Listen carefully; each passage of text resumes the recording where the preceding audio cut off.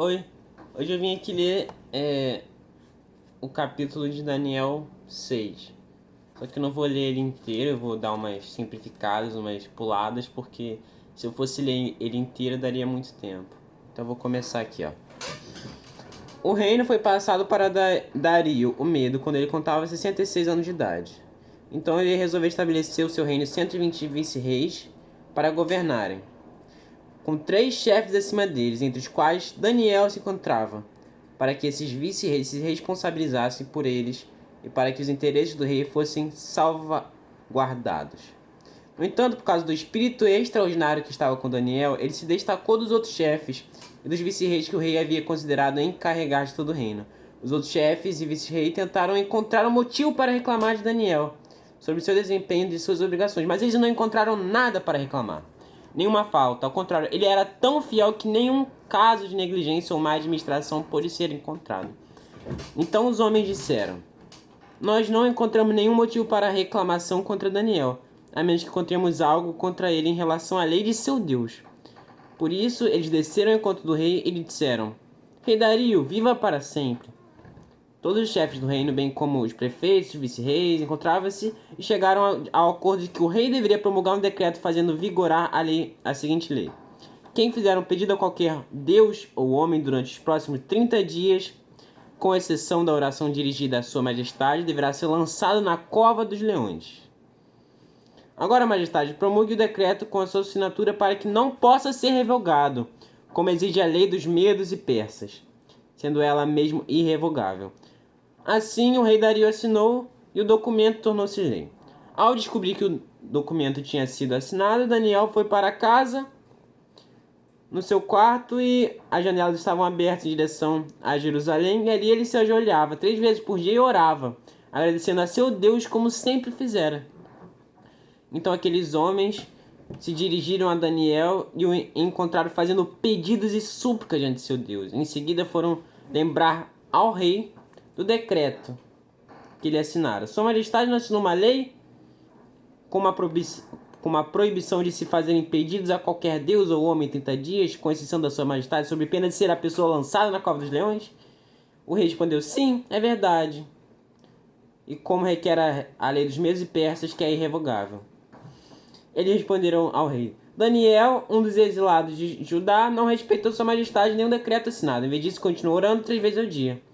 Quando o rei ouviu isso, ficou muito aborrecido. Ele resolveu salvar Daniel e trabalhou até o pôr do sol para encontrar uma forma de poupá-lo.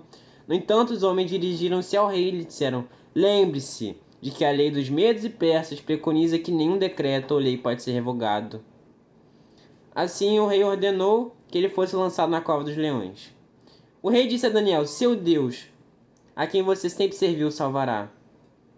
E ele foi selado, e a cova foi selada com uma pedra, e o rei assinou com seu anel e as marcas dos anéis de seus senhores, para que nada concernente ao caso de Daniel fosse alterado. Depois disso, o rei voltou ao palácio. Ele passou a noite em jejum e se recusou a ser entretido, enquanto o sono fugia dele.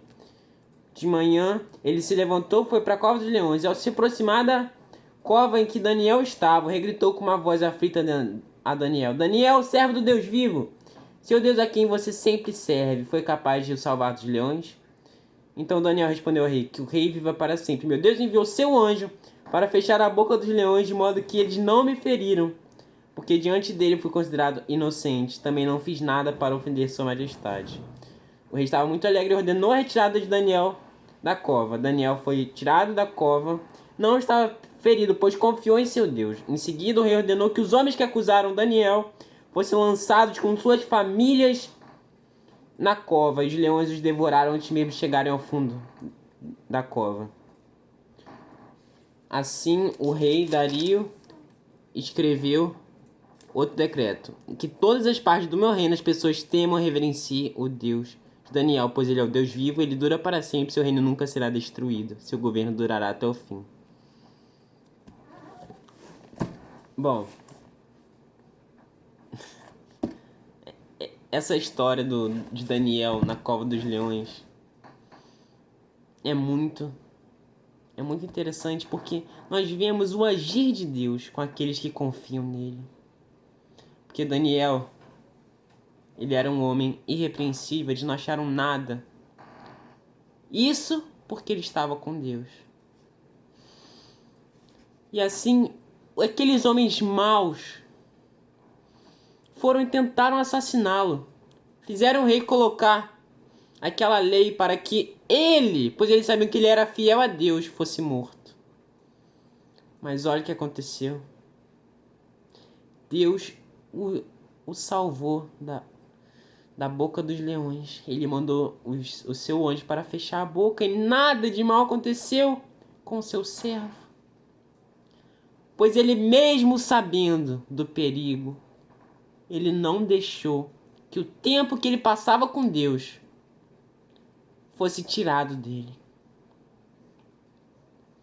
Nós temos que ser assim também. Nós não podemos deixar com que nada, nem mesmo a nossa própria ignorância, tire o nosso tempo junto de Deus. Pois é nesse tempo, ao ouvir a voz dele, ao estudar a palavra dele, é que nós somos enchidos pela paz dele e nós somos abençoados. Pois a cada momento que nós estamos com Deus, não é perda de tempo, não. Nós somos revigorados e tempo é colocado na nossa vida. Então, nós devemos ser como Daniel.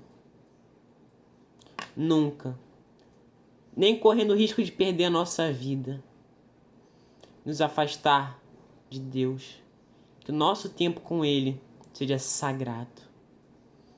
Que nós possamos, e assim nós possamos confiar em Deus, pois Ele está aqui para salvar, para nos abençoar. O braço dele não é curto demais para salvar. E Ele vê os caminhos daquele que quer fazer a vontade dele e o abençoa e o salva. Obrigado se você assistiu até aqui. Espero que você tenha gostado desse vídeo. Se você acha que alguém deveria assisti-lo, compartilhe. E até o próximo vídeo. Obrigado.